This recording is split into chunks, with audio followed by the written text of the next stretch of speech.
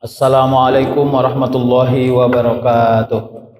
Hamdan wa syukran lillah, salatan wa salaman ala rasulillah la nabiyya ba'dah. Asyhadu an la ilaha illallah wa asyhadu anna Muhammadan abduhu wa rasuluh.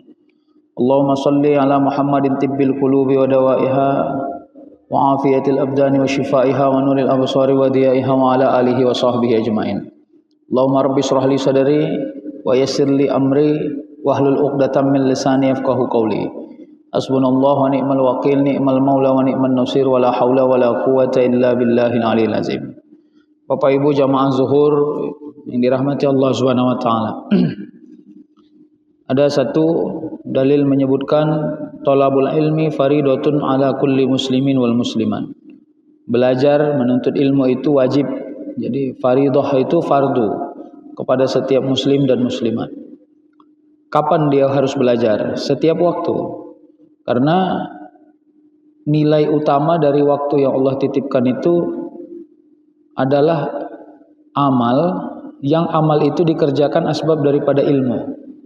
Jadi ada ilmu tidak beramal itu namanya orang sombong. Ya, orang beramal tanpa ada ilmu juga orang yang anggap enteng kepada satu keadaan.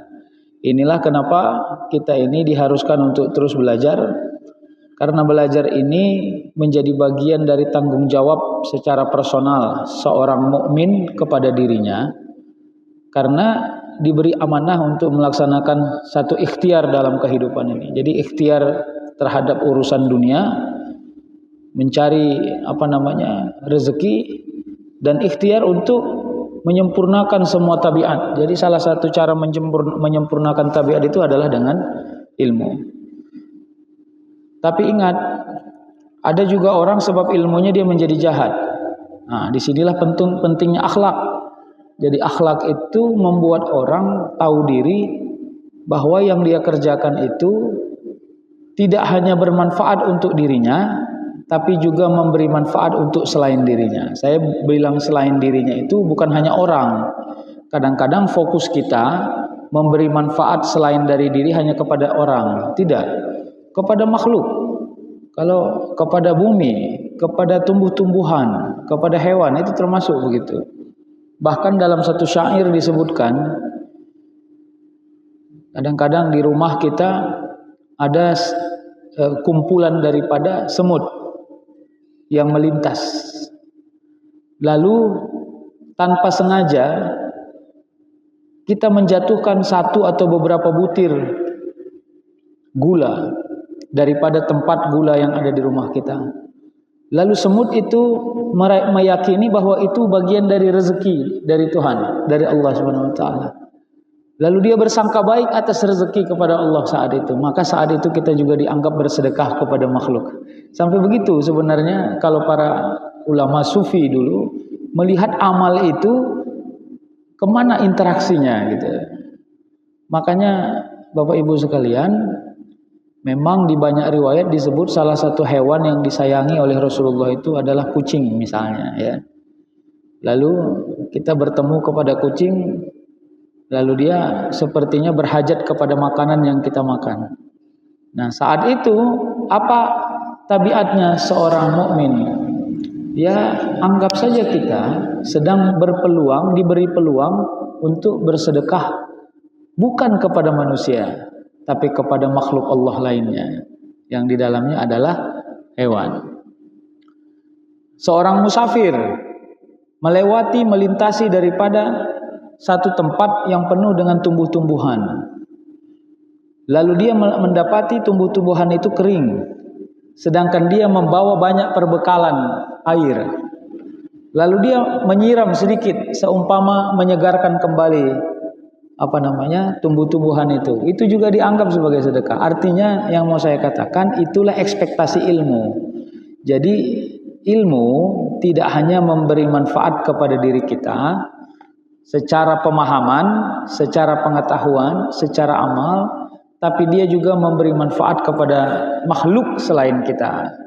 Itu yang saya kuatkan tadi. Makhluk selain kita itu jangan hanya fokus kepada manusia, tapi kepada selain manusia. Jika ada peluang maka kita melakukan itu.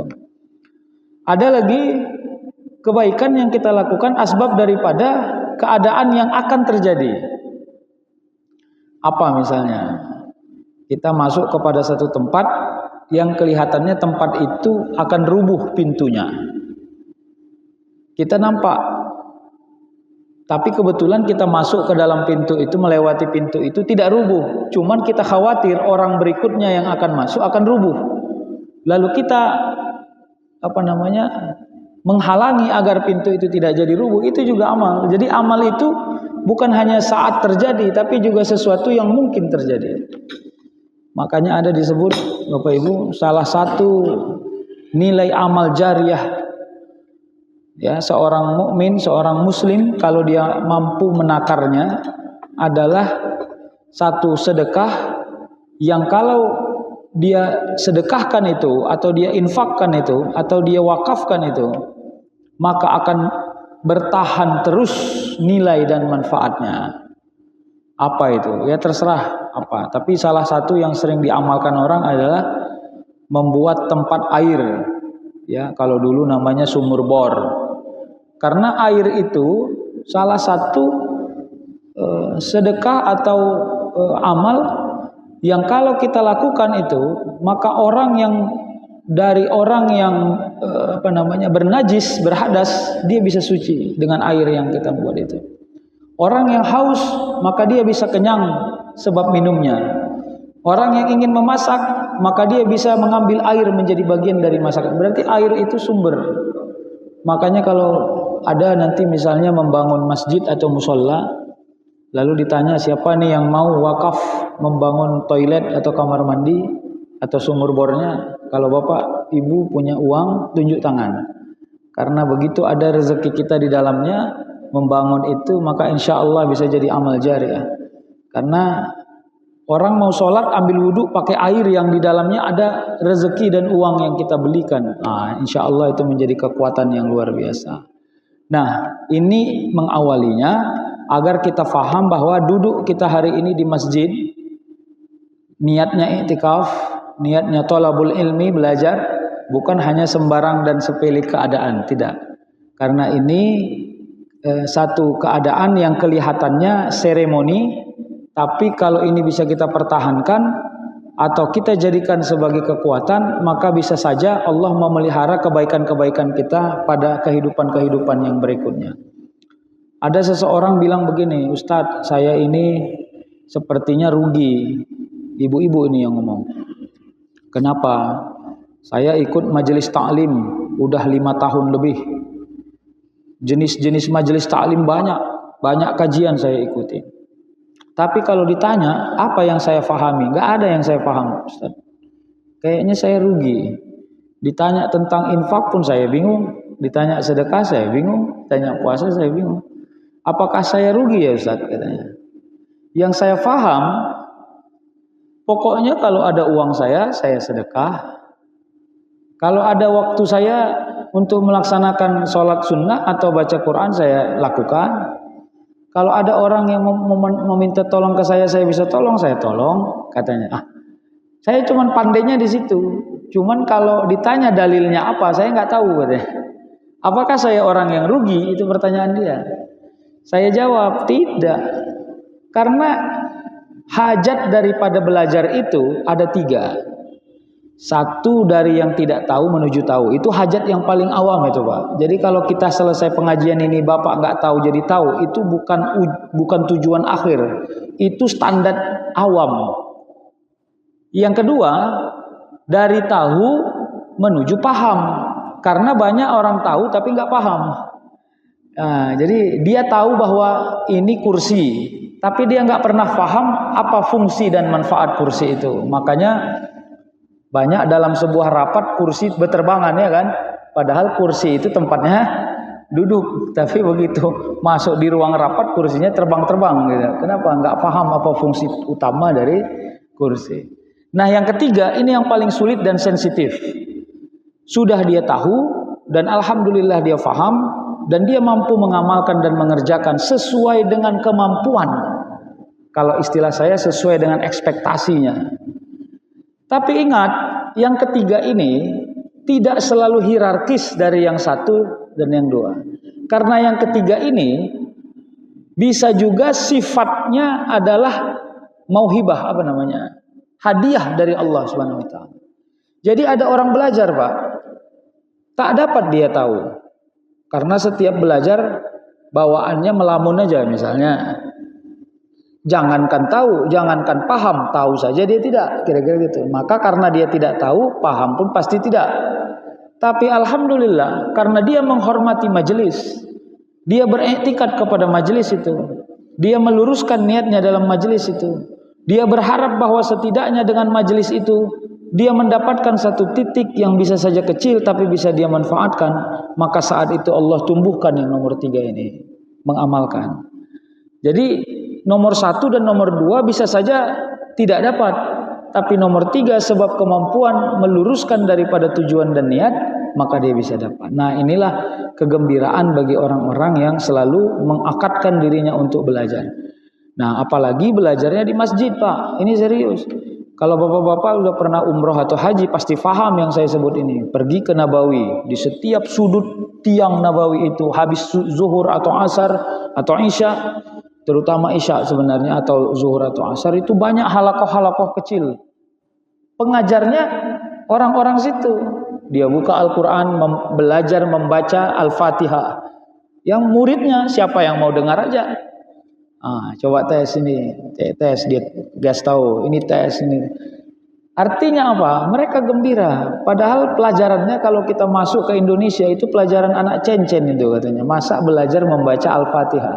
Tapi ternyata ketika kita simai mendengar daripada ulama itu membaca Al-Fatihah, banyak sekali yang berselewengan sebenarnya makhorijul huruf kita. Ketidakmampuan membaca ba, sin, ya Allah. Di mana Allah yang besar huruf menghidupkan suaranya atau mengkecilkan. Wah, ternyata banyak. Mereka menghidupkan majelis itu sebentar saja, 15-20 menit selesai, sadaqallahul azim, bubar, lalu baru melaksanakan sholat sunnah ba'diyah. Artinya apa? Mereka tidak mau merasa tidak sempurna ketika hadir ke masjid, mendapati i'tikaf, mendapati sholat sunnah, mendapati berjamaah sholat fardu, dan yang keempat mendapati belajar. Maka sempurnalah orang yang berada di masjid. Nah, makanya sempurna orang belajar di masjid ketika dia mendapati 4 keadaan ini. Tapi bukan berarti kalau tidak mendapati salah satu di antaranya lalu tidak sempurna dalam makna batal, bukan. Tapi tidak sempurna dalam makna ketika dia mampu melakukannya tapi dia tidak melakukannya, berarti tidak dapat nilai maksimal dari apa yang diinginkan. Baik, ya, mudah-mudahan ini menjadi kekuatan bagi kita bersama. Saya masih lanjut pembahasan kitab Syajaratul Ma'arif tentang bab taubat 166.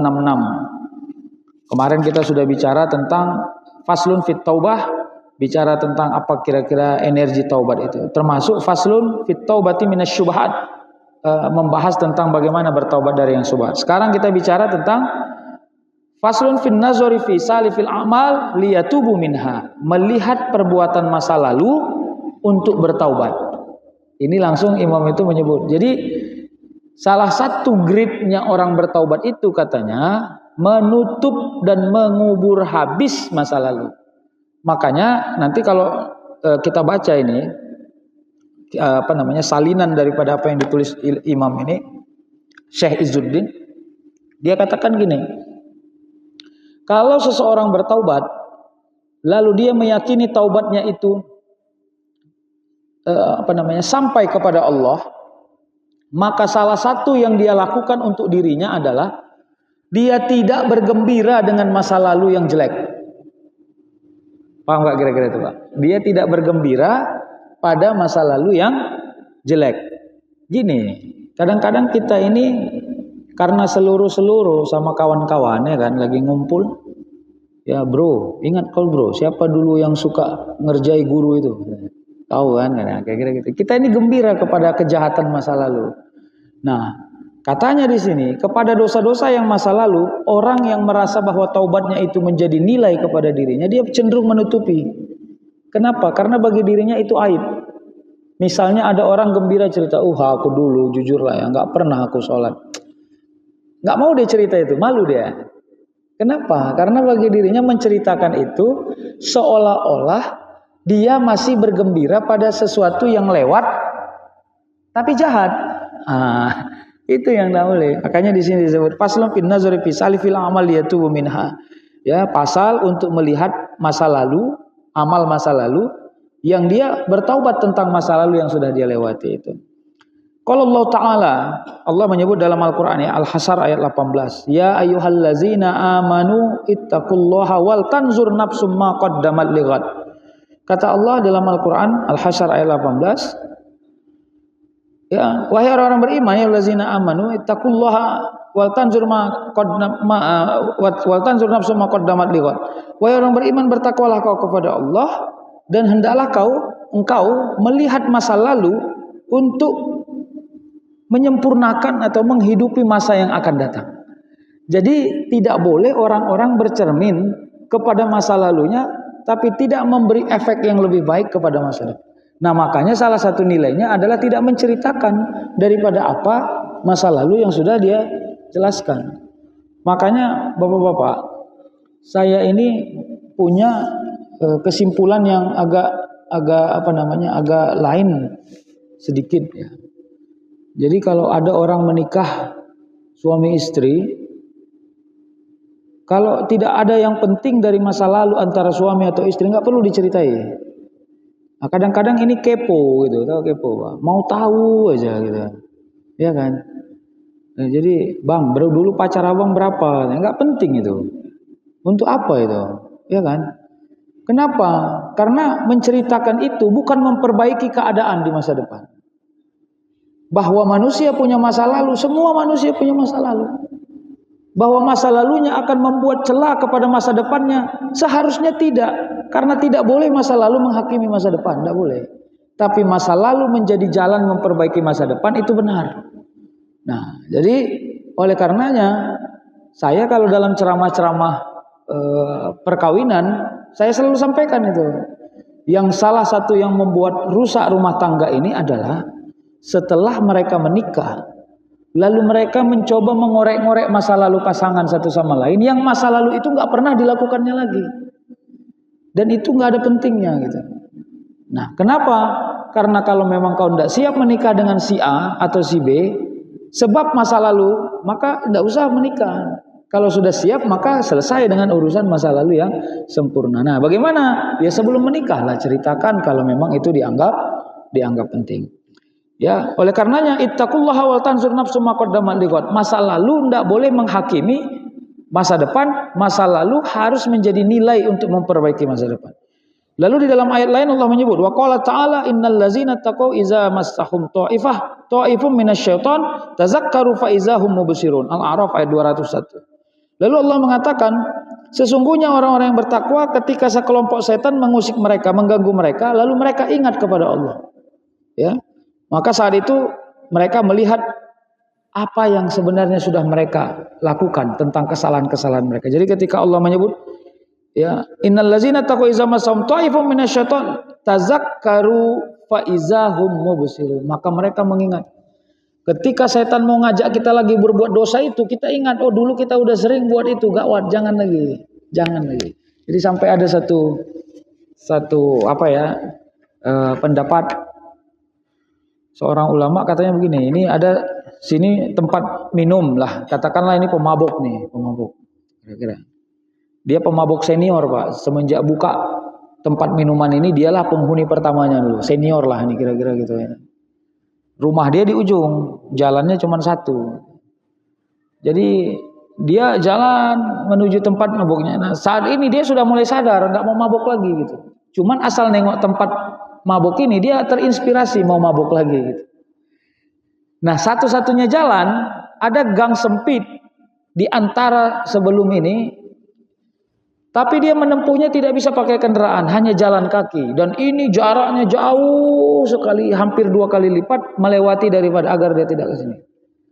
Maka kepada orang yang ini, begitu dia berikhtiar meninggalkan dosanya, lalu dia masuk ke jalan sempit itu, melewati perjalanannya yang jauh hanya untuk menghindari tempat dosa ini, maka saat itu dihitung jihadnya orang yang keluar dari dosanya. Jadi jihadnya orang baik itu tahu apa? Jihadnya orang baik itu istiqomah. Jadi kalau Bapak Ibu orang baik, orang taat, istiqomah itu jihad. Karena bertahan itu sulit, Pak. Memulai itu jauh lebih mudah dibanding bertahan. Saya kira filosofi ini kita sudah paham lah ya. Jihadnya orang jahat apa? Keluar dari kejahatannya dan datang kepada kebaikannya. Nah, itulah. Makanya tinggal kita memilih saja. Kita ini berada di mana. Nah, pada kondisi bicara tentang taubat dari sesuatu yang masa lalu, bahwa masa lalu itu tidak pernah dihapus lagi. Mana bisa manusia menghapus masa lalu? Makanya ada satu statement dari Imam Ghazali. Dia katakan, ada seseorang bertanya kepada dirinya, coba sebutkan kepada saya apa yang paling jauh dan apa yang paling dekat. Lalu dia sebut, yang paling jauh dari kita itu adalah masa lalu. Yang paling dekat dari kita itu adalah masa depan. Wah, kenapa begitu? Iya. Karena masa lalu, kalau sudah 1 detik kita lewati, tak akan pernah kita bisa kembali ke situ. Itulah makanya dia jauh. Masa depan, walaupun 10 tahun lagi akan datang, kita masih mungkin menjangkaunya kalau Allah memberi umurnya.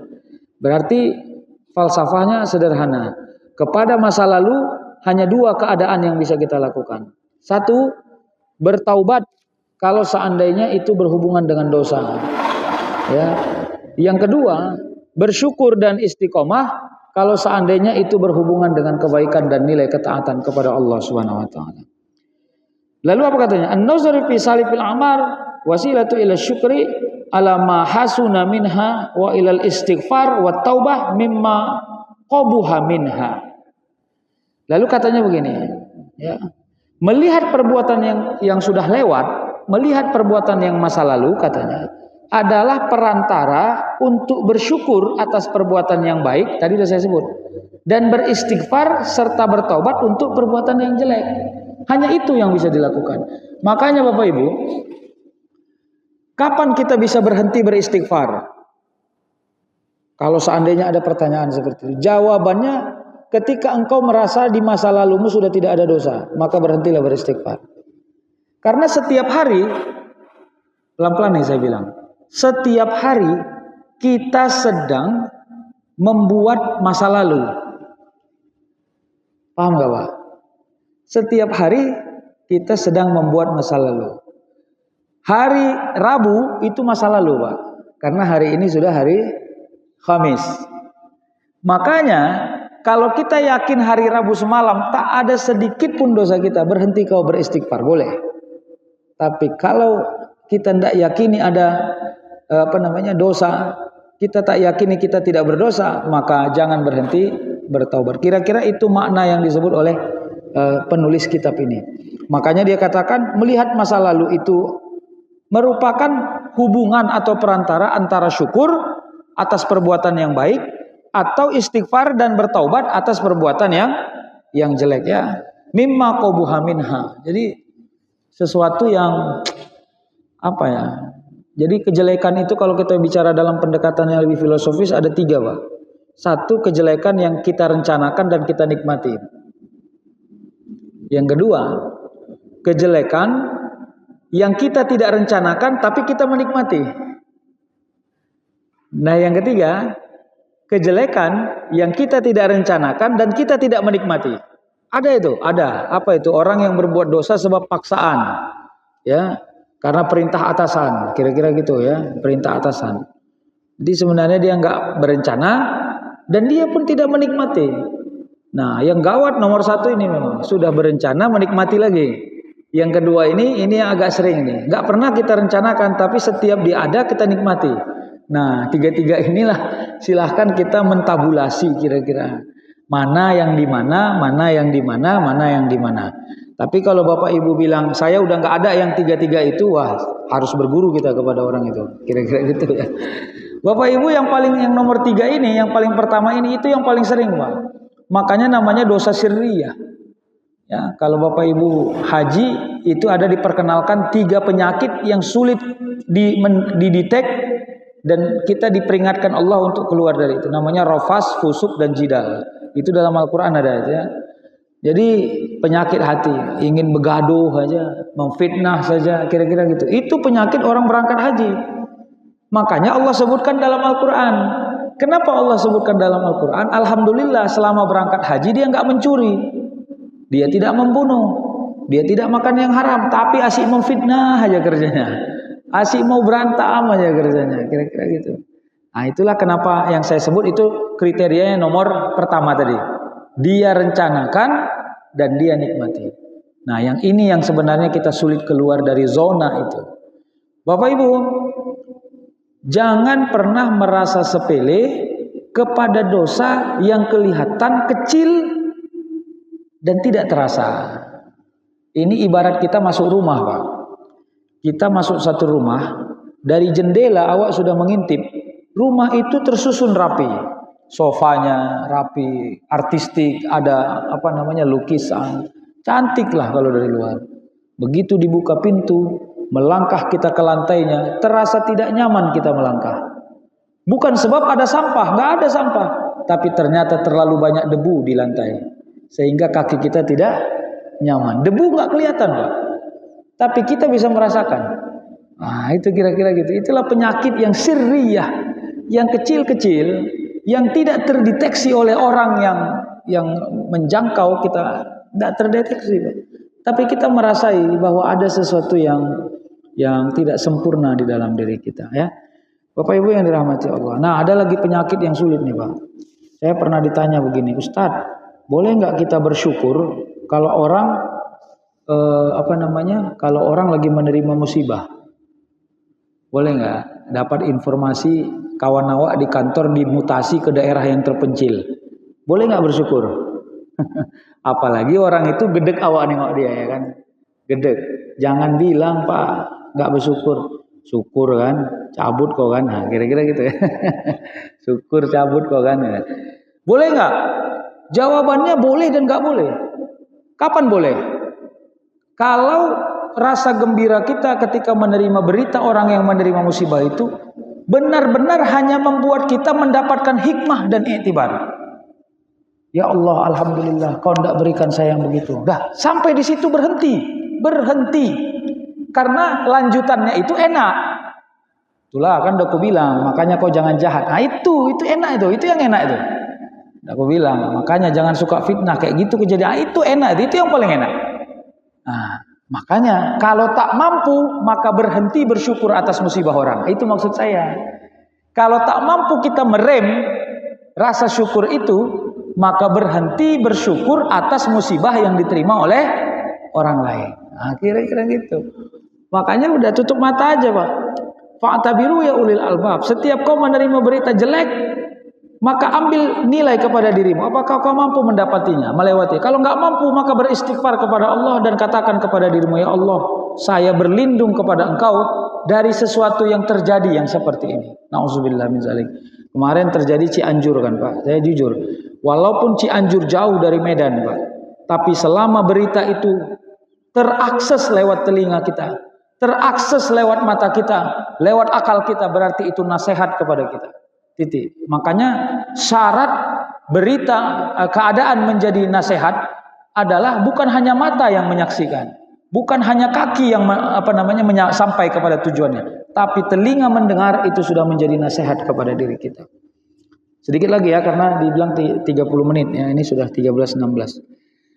Sedikit lagi. Maka oleh karena itu bagaimana menutupnya? Menutupnya adalah azamkan sesuai dengan kitab yang ditulis oleh Syekh Izzuddin ini, bahwa tidak ada cerita masa lalu yang membahagiakan kalau dia berkaitan dengan dosa. Jangan bergembira kepada masa lalu yang jelek. Kira-kira gitu.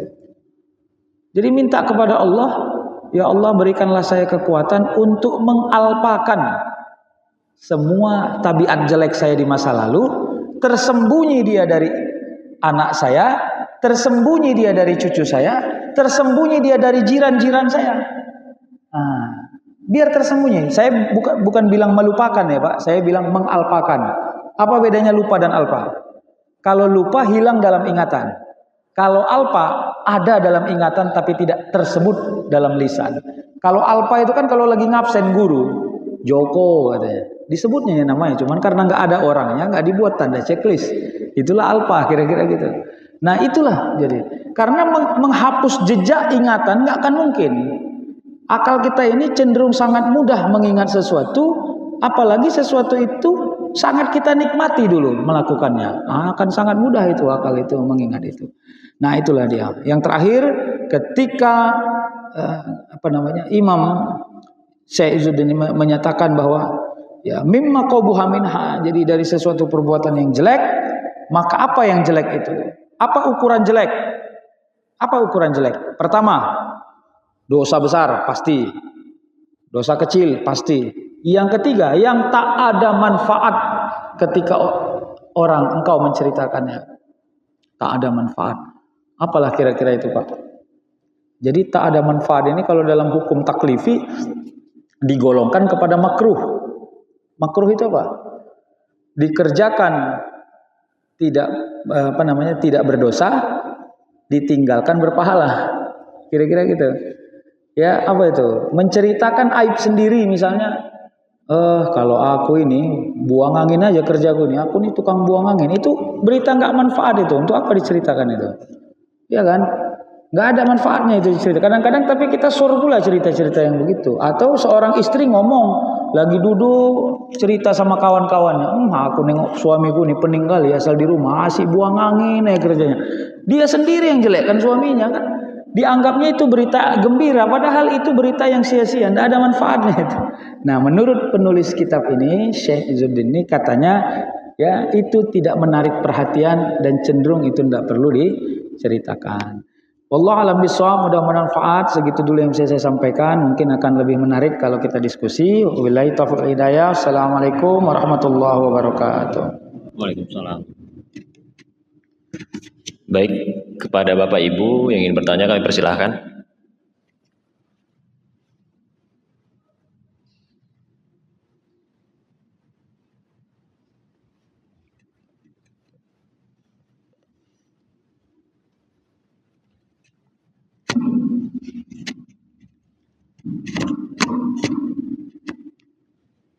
Ada Pak? Ada. Silakan kalau ada. Jadi, kalau nggak ada jangan diadakan itu yang payah ya.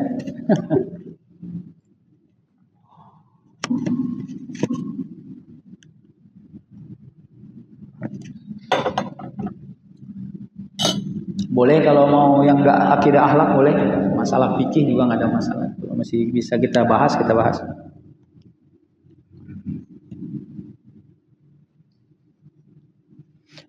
Ustaz, ini mungkin di luar akidah ya, Ustaz. Silakan. Mungkin terkait dengan kita mewakafkan sumur tadi, Ustaz. Ya. Kita mewakafkan untuk orang tua kita yang udah nggak ada. Nah, itu seperti apa, Ustaz? Atas nama orang tua yang telah tiada itu. Baik, sebenarnya ada dua hal untuk membahas itu. Kalau mau lebih serius, yang pertama ada satu hadis yang menyebut, walaupun hadis ini didebat juga banyak para ahli hadis ya. Katanya harta seorang anak laki-laki itu harta ayahnya juga. Tapi hadis ini nggak begitu populer ya, karena banyak yang memperdebatkan. Sehingga akhirnya kalaupun seorang anak laki-laki mewakafkan hartanya atas nama ayah dan atau ibunya, maka itu seumpama harta ayahnya. Nah, makanya di sinilah letak kenapa ada hukum. Boleh nggak seorang anak mewakafkan sesuatu benda yang mengatasnamakan ayahnya dan ibunya? Boleh, kenapa pula enggak? Nah, tapi yang lebih baik sebenarnya harta dia sendiri. Misalnya dia sudah wafat, terus meninggalkan banyak harta, sudah dikeluarkan semua urusan wasiat, urusan fardu kifayah, tinggal urusan waris. Nah, para ahli waris sepakat bagaimana kalau sekian persen kita uangkan dan uang ini kita buat sebagai wakaf ayah dan atau ibu kita. Nah, itu cantik juga itu. Karena itu benar-benar harta dia, kan gitu. Karena sebaik-baik wakaf itu sebenarnya dari harta sendiri. Tidak dari harta yang dititipkan orang kepada kita. Ada juga model orang gini. Dia kasih harta ke kita, terus itu kita wakafkan. Itu katanya boleh diterima tapi tidak sempurna penerimaannya dibanding kalau dia mendapati harta itu sebab bekerja menabungnya, dikumpulkannya uangnya lalu itu yang diwakafkannya. Nah, kira-kira gitu perbedaan-perbedaan pandangan ulama tentang wakaf yang dinisbahkan kepada orang selain dari kita. Kira-kira gitu, Pak ya. Silakan Pak.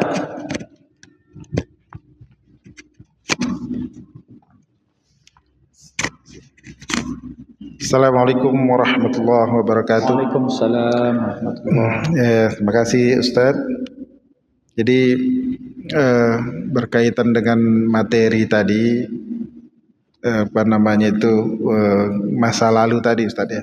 Jadi ada dua hal yang kami tanyakan. Yang pertama terkait dengan masa lalu, yang kedua nanti masalah harta tadi Ustadz. Jadi yang masalah masa lalu ini kan kita ini kan kadang-kadang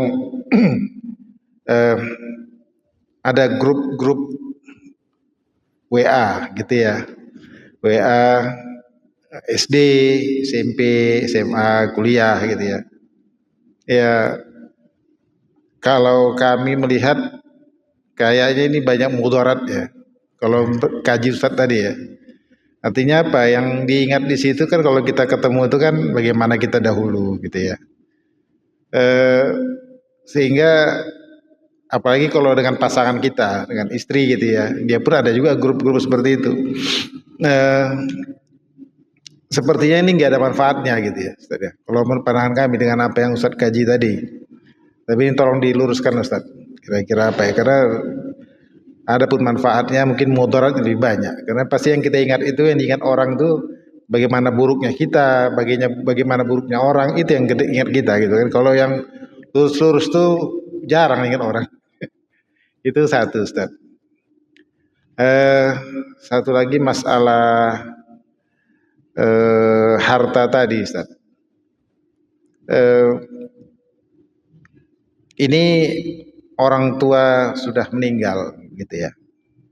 Lalu ada juga pernah saya dengar, tapi saya belum dapat literaturnya, untuk sholat yang ditinggalkan orang tua ini, apakah bisa bertolong-tolongan lah dengan fidyah, atau mungkin nggak surat itu diqadha, sholat orang tua ini yang udah meninggal ini tadi kita qadha gitu ya, bentuk kita lah ya, pertolongan kita. Kira-kira ini bagaimana Ustaz kaitan ini? Mungkin itu aja dulu Ustaz. Terima kasih. Assalamualaikum warahmatullahi wabarakatuh. Baik, saya jawab dari yang nomor 2 dulu ya. Memang ada beberapa pandangan ulama yang cenderung mutasahil ya. Mutasahil itu memberi mudah lah. Bahwa katanya sholat yang ditinggalkan orang tua bisa diqadha oleh anaknya. Kira-kira gitu ya. Saya juga termasuk belum dapat riwayat yang sahih atau yang masyhur lah. Ciri-ciri riwayat yang masyhur itu gini Pak, banyak orang yang meriwayatkannya, bukan hanya satu ulama, tapi ulama lain juga menyebut itu. Kira-kira gitu. Itu ciri-ciri masyhur. Bagaimana menilainya? Kalau saya mengikatnya kepada pandangan usul gini. Apakah ada hubungan orang dewasa dengan orang dewasa lainnya pada urusan amal?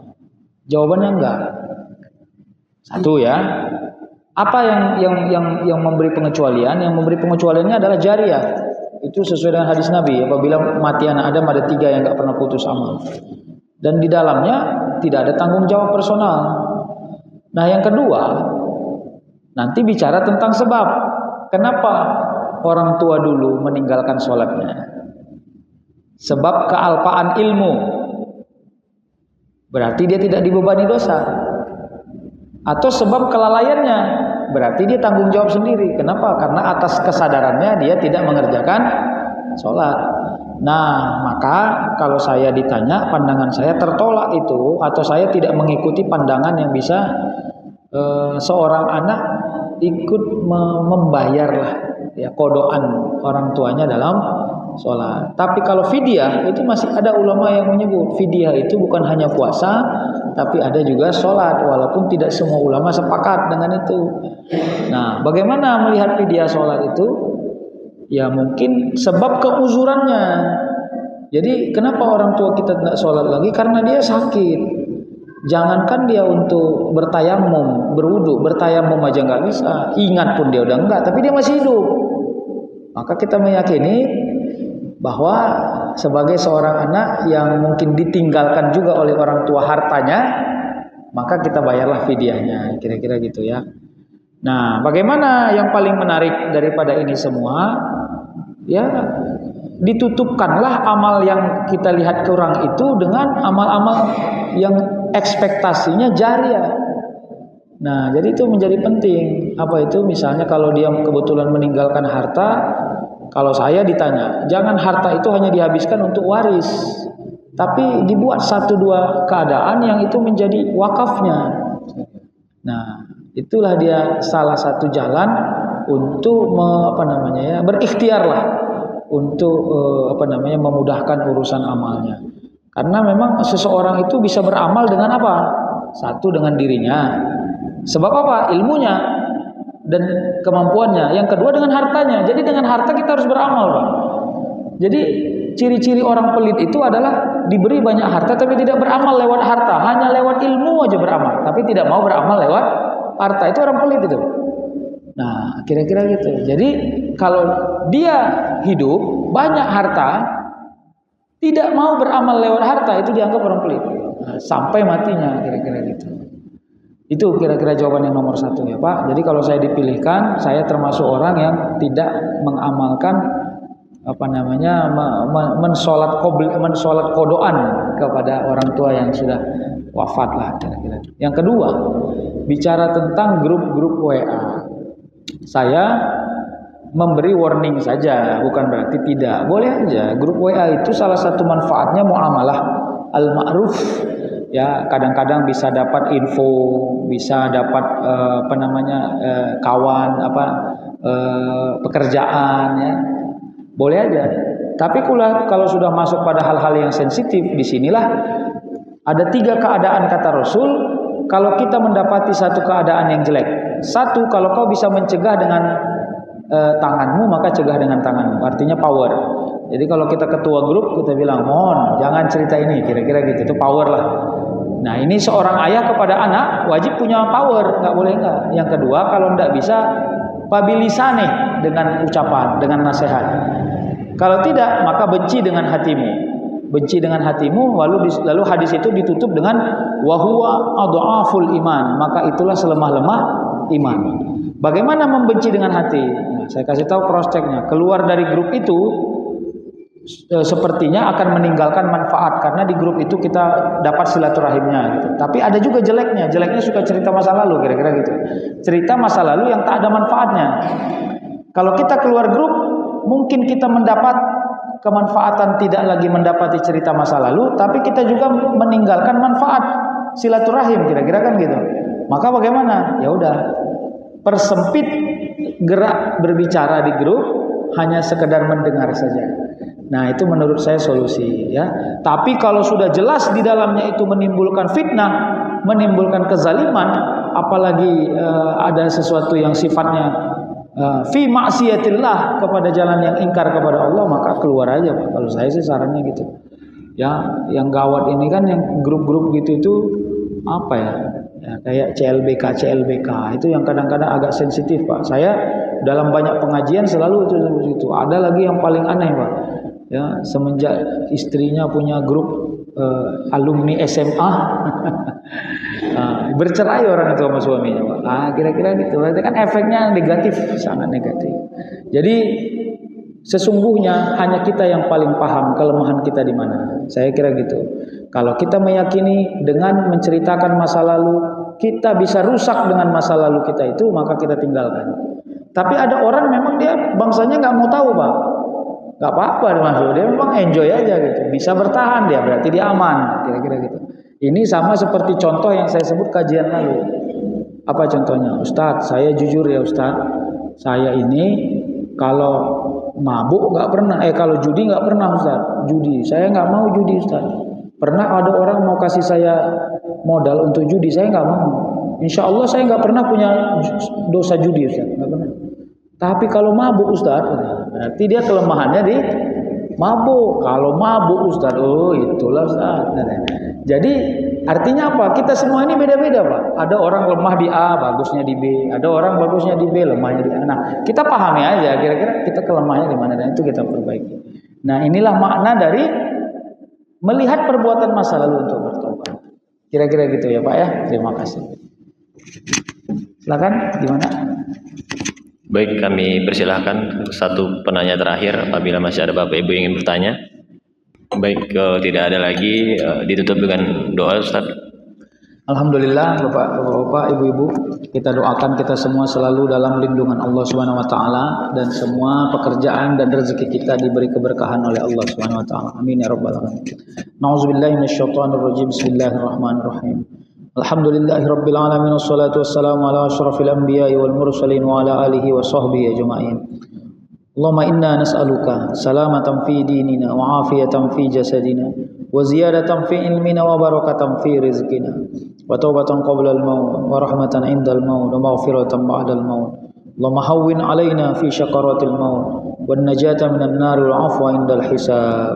Rabbana la tuzigh qulubana ba'da idh hadaitana wa hab lana min ladunka rahmah innaka antal wahhab. Allahumma la sahla illa ma ja'altahu sahla wa anta taj'alul hazna idza syi'ta sahla.